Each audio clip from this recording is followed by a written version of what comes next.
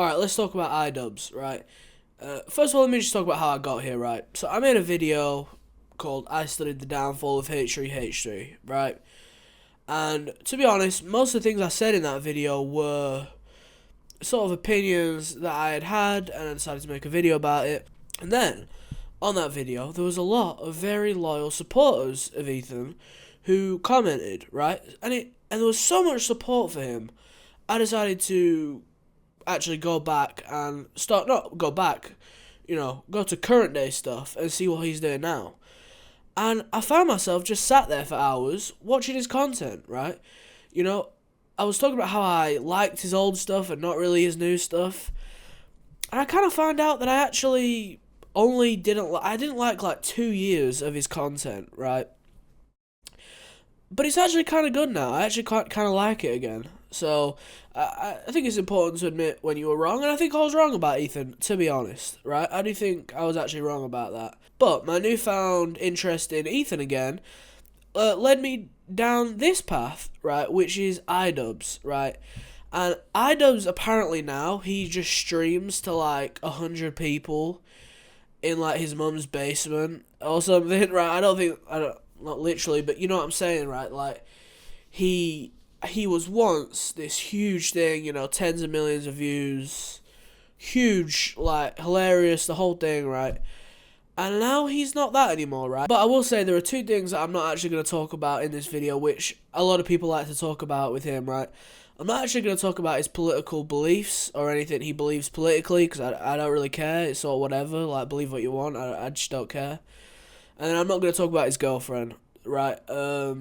I just don't think it's necessarily relevant to what I'm talking about today. Okay, so where did it begin, right? Where did the downfall begin? And remember, this is all personal opinion, right?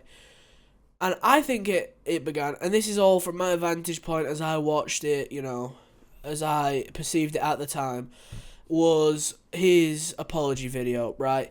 He made a video apologizing for basically everything he had ever done. He was talking about how terrible he was and how evil he was back in the day when he was making his content cop videos, and how he was going to change, and how he wasn't really that person. Which all sounds great, right? I mean, that all sounds really good.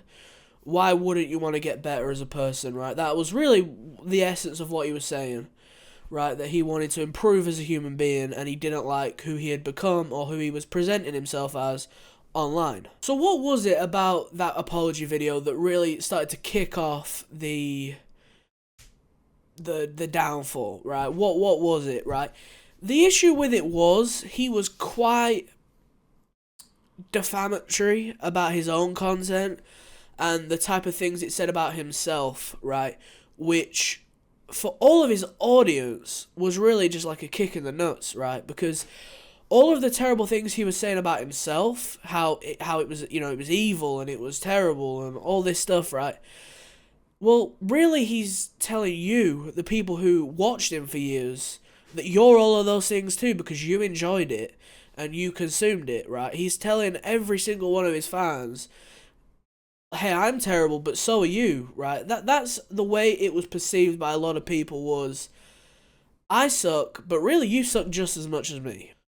Anyway, here's a piece of that apology video, just so you can get a bit of a sense of how he went with it. I shouldn't be able to just make an apology video and walk away from it. This is something that I should live the rest of my life with, and I expect to.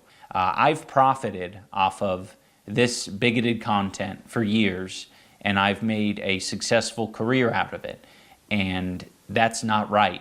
I think that this is only a step in the right direction, and I know that a lot more needs to be done to even approach a life that I would think would be acceptable. As you can see, he's talking about how he doesn't deserve to be absolved of any of this. He deserves to live with it for the rest of his life, right?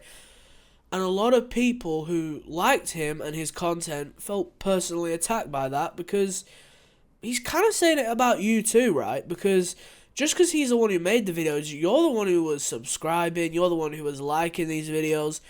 So he's really saying it about you, and people didn't like that, right? And it was split, right? There was the people who, thought it was a great thing that he said that, but then there was a lot of people who really hated it, right? Because it wasn't good. And so anyway, that's that, right? That's the start of the downfall. That was really, that was the jump start, if you will.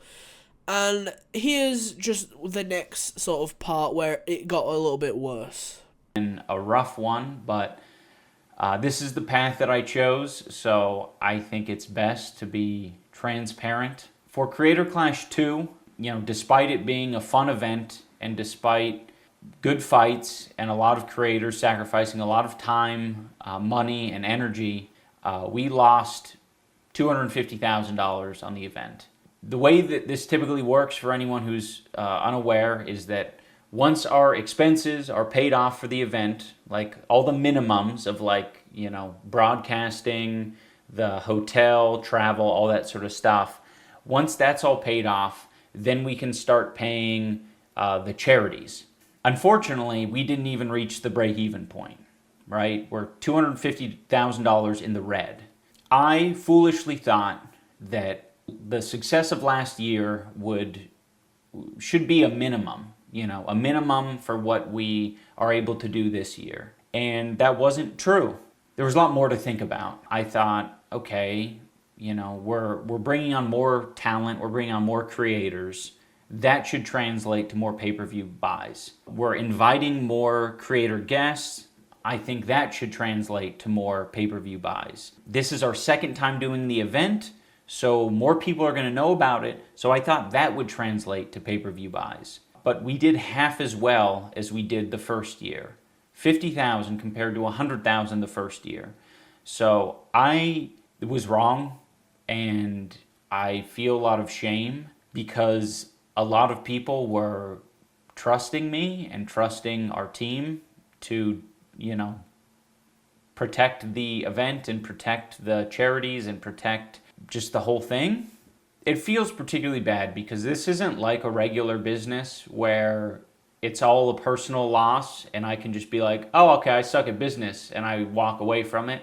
So this specifically made a lot of people pretty angry, right? Because he put on a boxing event. He, the fighters, were supposed to have charities that the money went to, and instead of that, the event lost money, right? And it was pretty much down to his poor management of everything, right? It was, he's not a boxing event promoter. He's not an event organizer of any kind. He just kind of thought it was going to work because it did the first time, which is usually not a really good plan for business, is to just sort of, make a bunch of promises and hope, which is really what he did, right? He made a bunch of promises. He wasted a lot of people's time and then didn't deliver, right? So this wasn't the end, though, right? Because this didn't, finish him off. He made a bad decision. It was bad.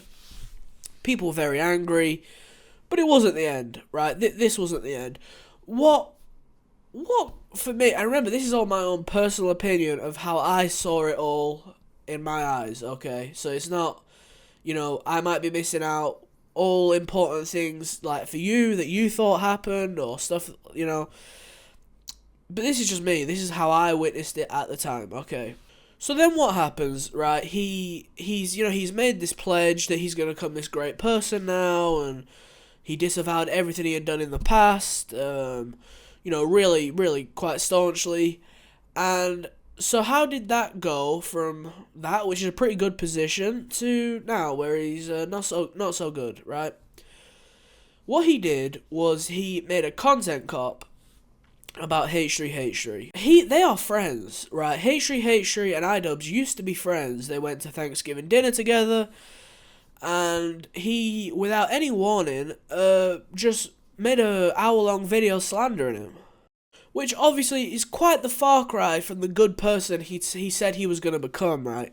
He went from, I'm going to be this great guy now, to, I'm going to slander my friends without any warning.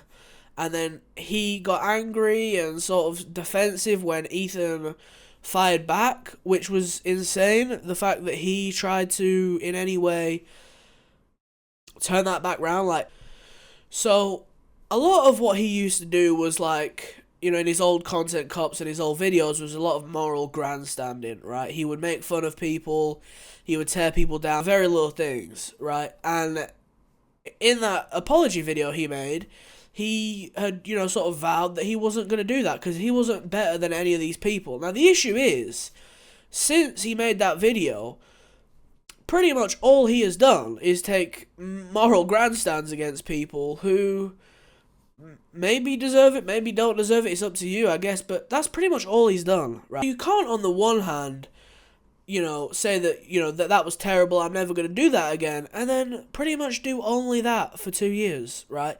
It doesn't really work.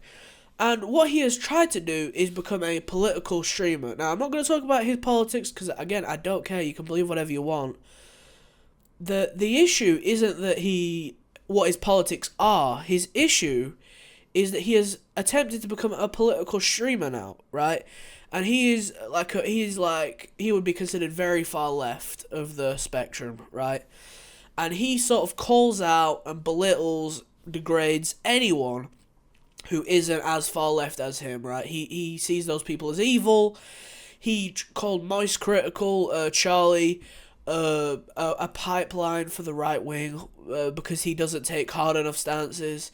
So basically, anyone who isn't as, you know, such a great person as him, they're evil, they suck. So really, all he has done since saying he wasn't going to do that stuff anymore is he has done that stuff. He has, you know, cannibalized all of his audience. Most people, you know, because believe it or not, most people are not radical, right? He's very radical one way, as opposed to other people who are radical another way. Most people don't really fall there. Most people fall in the middle, right? So he's cannibalized most people on Earth, right? And also, pretty much what I've seen, right, is, you know, if you want to be a political streamer, obviously, of course, you have to know about politics. If you want to be a political guy, you have to know what you're talking about, right? On the one hand of the left, you know, you've got Hassan Piker, who definitely, at least he knows what he's talking about. He's very well educated on the things he talks about. On the right, you've got, like, a Nick Fuentes, who's obviously, he's all the things he is, right? I don't think I really need to tell you, but he also is very knowledgeable about what he talks about. The issue that iDubbbz has is he doesn't really seem to have a clue about anything he talks about. He doesn't really know anything about politics, but he has made himself a political streamer, which is a real big issue because the people on the far left believe that he is a terrible representation of what they believe because he doesn't know what he's talking about. So he makes them look terrible. He makes everyone else hate him because everyone else, he, you know, tells them how much he hates them and how they're, you know, evil and because they don't believe exactly what he believes. And so that is how he has ended up in the situation he is in my opinion. I think that's how he has ended up in his current situation. So I would really say it's that. It's, you know, the fact that he took such a specific position 2 years ago in that video he made to now he has lived up to none of it. You could make that video he made. Honestly, you could definitely make that video, you know, apologizing, saying you're changing the content. But you have to live up to that. If you're going to take that big of a stand and, like, sort of shit all over your own audience, you've got to live up to it. And he very much has not lived up to it. So, and I know there's, like, lots of things that I'm sure I'm missing out. I know, like I said, the girlfriend and his actual political beliefs that a lot of people won't like him for. I don't care about that. I don't actually care about what he believes, to be honest. I don't care about his girlfriend. Like, I have no interest in shitting on her. And I know there's all kinds of events that happen before and after this that would, you know, some of you at home would class as why he had his downfall. But for me, it's this, right? It was really these things. And yeah, let me know your opinion.